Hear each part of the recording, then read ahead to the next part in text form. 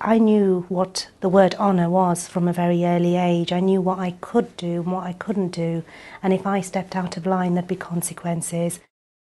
I always believed I'd have an arranged marriage, therefore I always thought I'd have a choice in it. I knew my parents would choose him, and I thought, well, if they choose him and I like him, then I'll say yes. Then it came to the point when I was 17 years old, introduced to him with family around him, obviously not being allowed to be alone with him.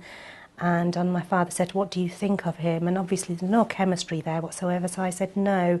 And my father said I'd best get used to the idea because I was going to marry him whether I liked it or not. I'd been taken out of school from the age of 13, and I thought, well, where will I go? What will I do? I felt like I had no choice but to go through with it. And also the threat from my father, the fear, because he said if I thought about running away, he would find me and kill me and go to prison, rather than me bring dishonour onto the family. I went through the Indian wedding. That was 4 days of surreal atmosphere. I felt like I wasn't there at all. I was there in body but not in spirit. And that night I was shipped off with a total stranger, a total strange family. And my mother had said to me, it's your duty as a daughter. You have to obey what his family say, what he says. You're now his property. It is your duty to do whatever he tells you to. So that night I was given some milk to drink by his family, and they said it'll help me, and I'm thinking, help me with what?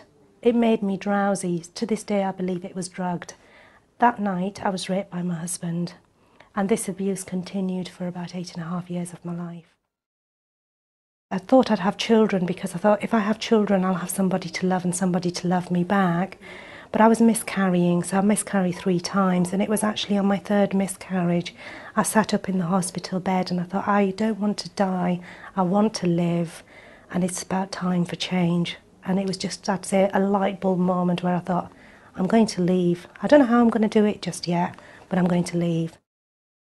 It took me 3 months of planning, to the point where I destroyed everything with my national insurance number, my bank statements, everything with my name on it in the house, because I'd often seen cousins who had tried to run away. If they left something behind, they would trace them.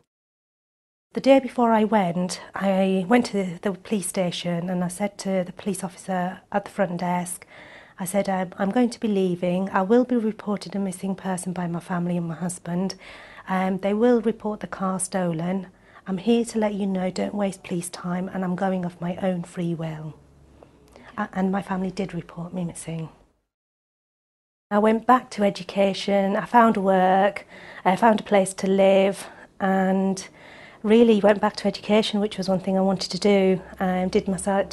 Got 2 diplomas, and made many friends in London, and moved on with my life.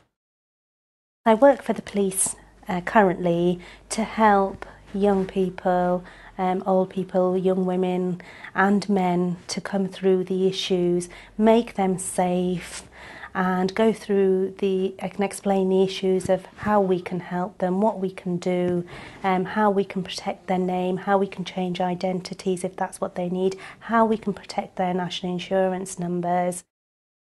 For people that are going through it, I'd say to them, there is help out there. You know, seek help. Seek help from places like the Forced Marriage Unit. Seek help from the police.